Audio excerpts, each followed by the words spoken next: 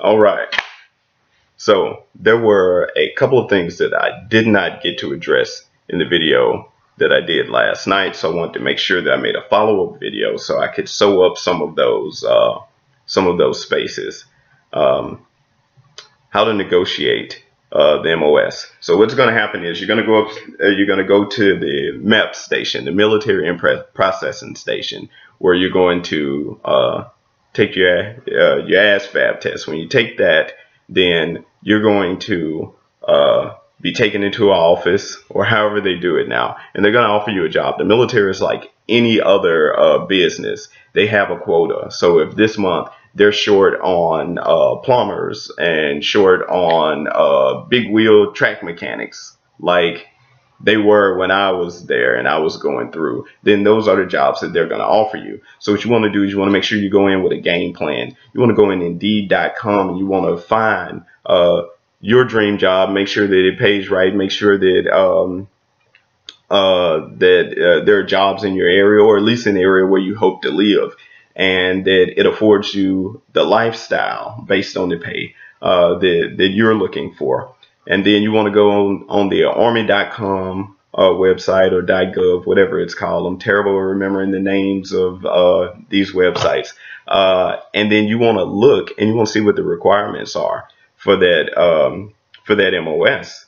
It will usually tell you what GT score and ST score you have to make to get the job to qualify for it, and how long of a contract you have to sign to be qualified for it.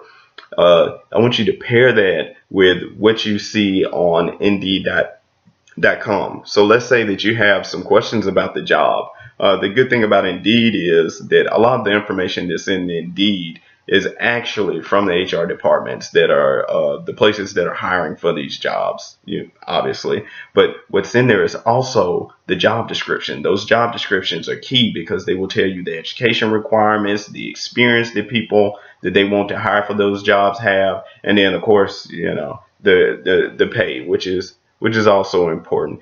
And you can also look and see how many of those jobs there are, and that may help you to decide whether or not this is something you want to do. If there's too few of jobs, you may say either that's a dying career field and I want to, check that off of my list of options, or you may say that, that's right up my alley. There's plenty of jobs, they're high paying.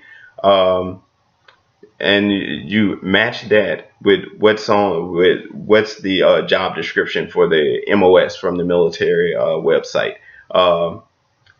Also, I didn't get to elaborate on AIT as a degree. My AIT was actually pretty long. Way back then, you had to go to medic school before they would let you go to X-ray tech school, and you had to score well, obviously, to do it.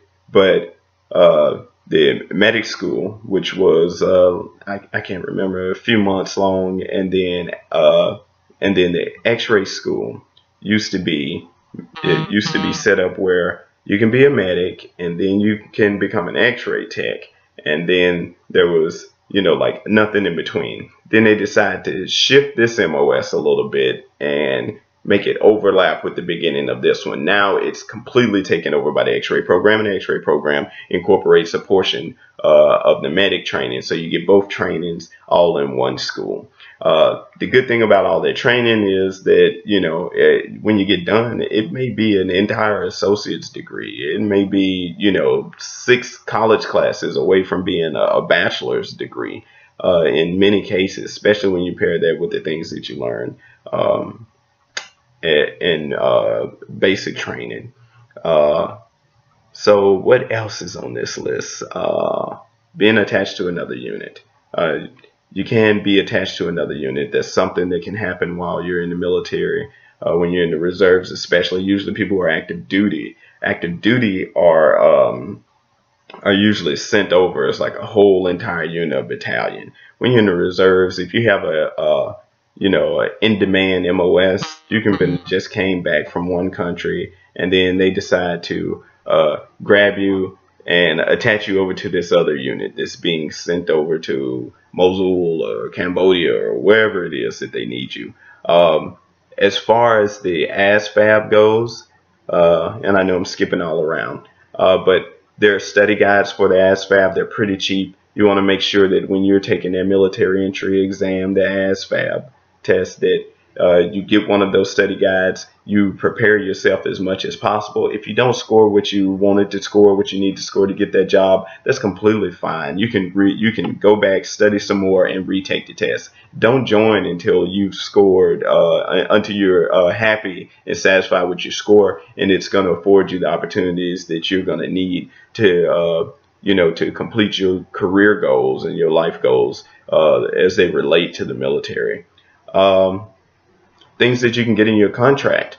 I worked with one young lady, and I had a friend also. The combination between these two people, they had a sign-on bonus. They had the GI Bill with the kicker. One guy, he had a guaranteed GS position waiting him once he completed school. And a GS position is basically a VA job, a job at Veteran Affairs, a government job waiting on you as soon as you've completed your military contract. What was one of the other things? I have my list here. That sign-on bonus. Okay, do not be deterred by the sign-on bonus. Like, don't be distracted by the sign-on bonus. If the sign-on bonus is $10,000, this is how it actually works. First of all, don't take the sign-on bonus if the sign-on bonus is going to be something that gets you to take a MOS that you don't really want to take. If they're offering you, $10,000 to do this thing, or 20 or 30 that's close to what you actually want to have as your MOS, what's going to happen is it's conditional. So they're going to tax it at a rate of about 33% or more. And then on top of it, you only get half of that bonus once you've successfully completed both basic training and AIT on the first try.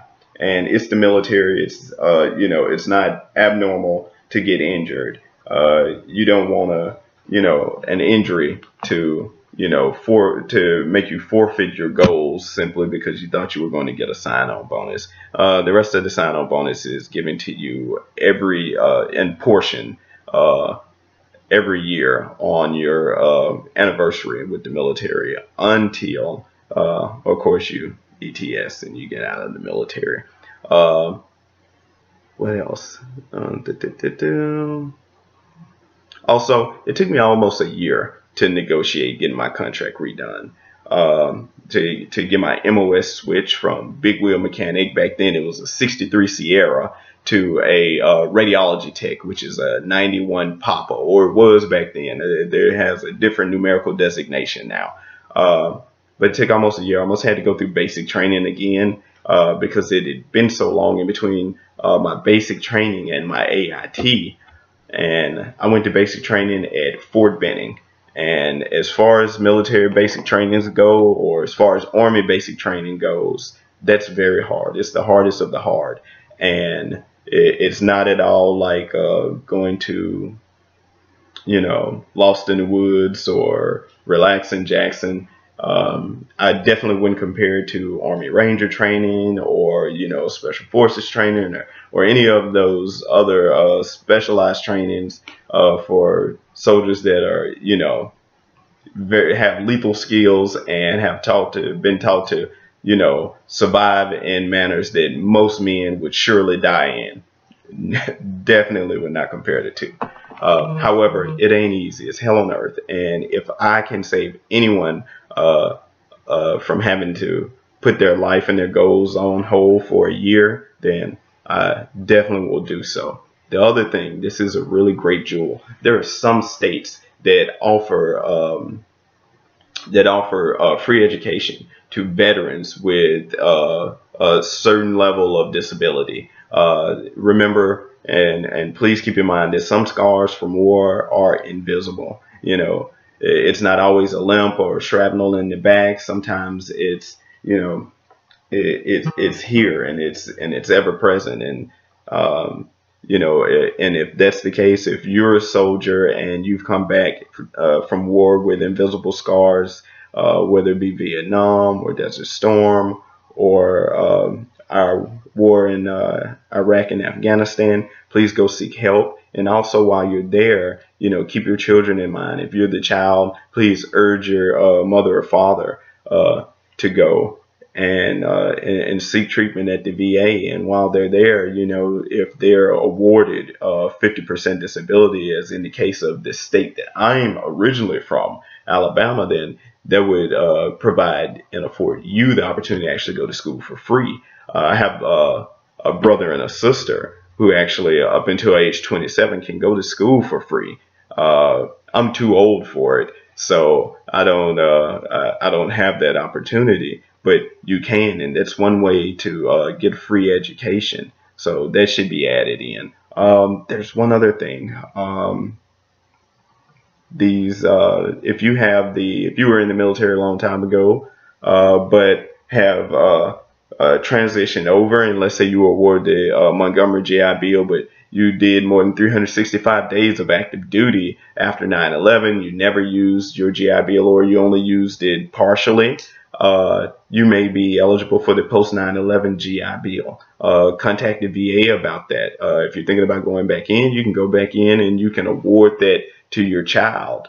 You just have to get it in contract. Or if you want to go back to school for yourself, then you can sign paperwork to give up the Montgomery GI Bill in lieu of taking the post 9/11 GI Bill. And the thing about the post 9/11 GI Bill is not retroactive. So any education that you've already gone through, such as in my case, I didn't go to college while I was in the reserves because so much stuff was going on. I joined in '99. People were getting deployed and getting activated and sent off left and right. So it just didn't make any sense to me to start school and then be sent to Iraq or be sent wherever. So when I came home, I wanted to go to school, and I was entering my IRR phase, inactive rated reserve. And because I was entering that phase, they would not pay for any of my education. So I had the Montgomery GI Bill, but I couldn't use it. Later on in 2009, I was awarded the post 9/11 GI Bill, but I still had the student loans from the degree that I went and got on my own and had to pay for out of pocket. So if you're in that same situation, I hope this video helps you, and I hope you can, maybe go to school, get another degree, take the GI Bill, the BAH money that you're getting, and use that money to pay off your student loans.